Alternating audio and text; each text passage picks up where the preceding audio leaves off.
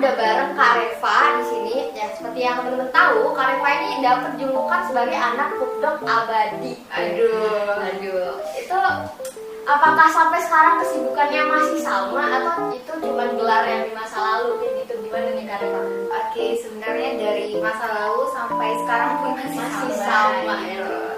Dan kebetulan sekarang juga di Ikom nih komunikasi, yaitu ada acara Pampiasa juga. Aku tuh kadif untuk pupdog juga di pupdog juga gitu. Itu sih Kesibukannya tetap jadi anak pupdog abadi. ya. Itu pupdog abadi cuma di kampus doang atau di luar kampus juga jadi pupdog?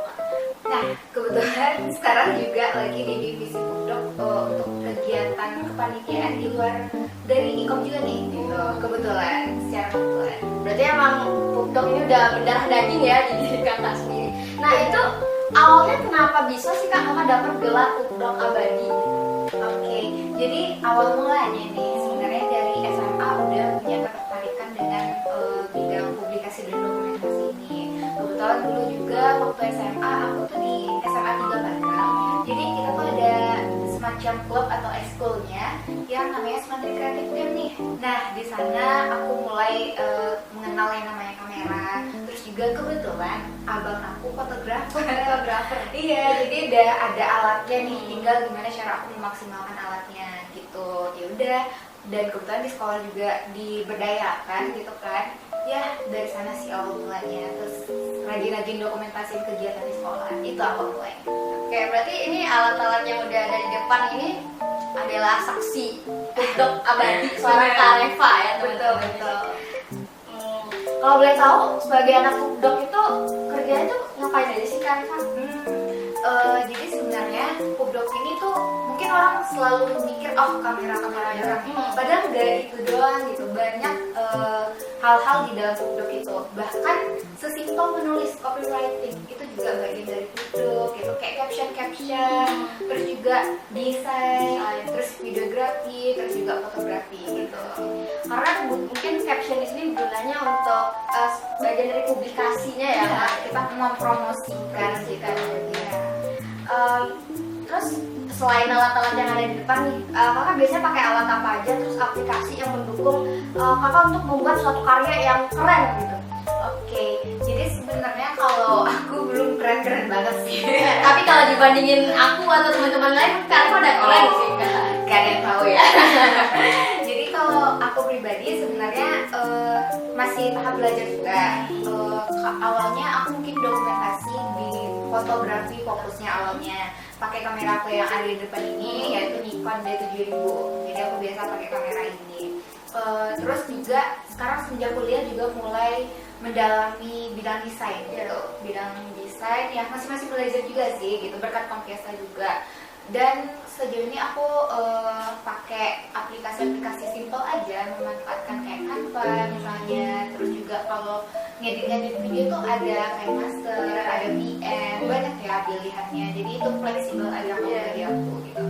Nah, kalau misalkan teman-teman di sini ada yang pengen join pupdog nih kak, tapi dia nggak punya alat-alat yang kayak kakak itu, bisa nggak sih kak? Atau emang harus anak pupdog itu punya alat yang bagus gitu? Oke, sebenarnya ini sih stigma yang harus kita luruskan. Selama ini orang mikirnya, oh harus punya alat dulu kamu baru bisa jadi gitu. Itu nggak benar ya teman-teman. Jadi pada dasarnya yang dibutuhkan itu adalah skill. Skill adalah yang paling penting karena kalau dari alat itu bisa pakai punya orang itu bisa sih sebenarnya. Kayak di dalam tim itu pasti udah ada orang yang emang punya gitu. Bahkan seminimal-minimalnya kadif kamu sendiri, ketua tim kamu sendiri itu udah ada alatnya. Jadi kayak sebenarnya itu kayak bakal dikasih juga sih ke kita kesempatan untuk pegang alat. Jadi yang paling penting tuh niat untuk mau mencoba pastinya, terus juga merasa ada skill di sana. Itu sih paling. Nah itu wajib banget nih dicatat buat teman-teman yang mau join pupdog. Jadi kita nggak harus punya alat yang bagus dulu, tapi bisa memanfaatkan barang-barang kayak handphone mungkin bisa ya kan. Yang penting yang harus kita punya dulu adalah skill dan juga kemauan untuk belajar tentang hal ini ya kak ya. Benar banget. Apa ya? kalau mau bekerja di bidang publikasi dan dokumentasi ini, prinsip dan kemampuan seperti apa nih Kak yang harus kita punya? Yang paling penting itu kreativitas. Kita harus kreatif dan punya inovasi. Kayak gimana ya? Kita ketika melakukan publikasi dan dokumentasi, kita harus memikirkan gimana sih apa yang kita publikasikan itu dapat menarik minat orang, dapat menarik perhatian orang.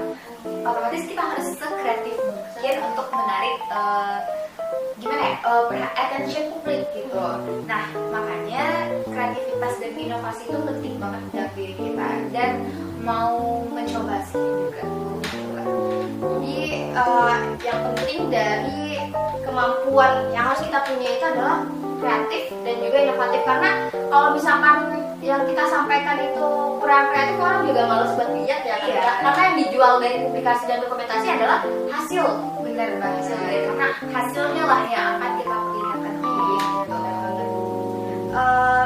Susah senangnya kerja di bidang ini apa sih Kak? Oke, nah banyak sih suka dukanya. Mungkin kita mulai dari yang duka dulu kan ya. Iya, boleh. Sebenarnya kan kalau dalam bidang pubdoc ini lebih banyak kita itu tentang jiwa kebebasan berinovasi, kreativitas gitu.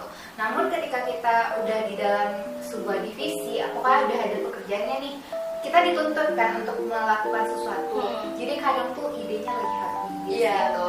Kayak kita lagi nggak bisa explore, atau kadang kita ada ide, cuman nggak sesuai nih sama konsep awal dari kegiatan kita gitu. Jadi kita harus bisa menyesuaikan itu gitu, gimana menyelaraskan yang di dalam diri kita sama kegiatan kita itu untuk suka dukanya. Dan satu lagi deadline. Sangat melelahkan ya menghadapi Revisi deadline juga ya Kak. Benar. Revisi nggak habis-habis, terus deadline-nya juga. Itu sih tantangannya. Tapi kalau untuk sukanya nih, menurut aku, kalau aku pribadi merasa itu benar-benar mengeksplor emosi kita banget sih. Menurut aku, contohnya dalam desain, kita menjadi orang yang imajinatif melalui desain kita. Bagaimana kita bikin desain yang mampu memaknai konsep kita itu gitu. Kayak lebih ke memvisualkan apa yang orang lain inginkan, dan itu sebuah kesenangan sih menurut aku gitu.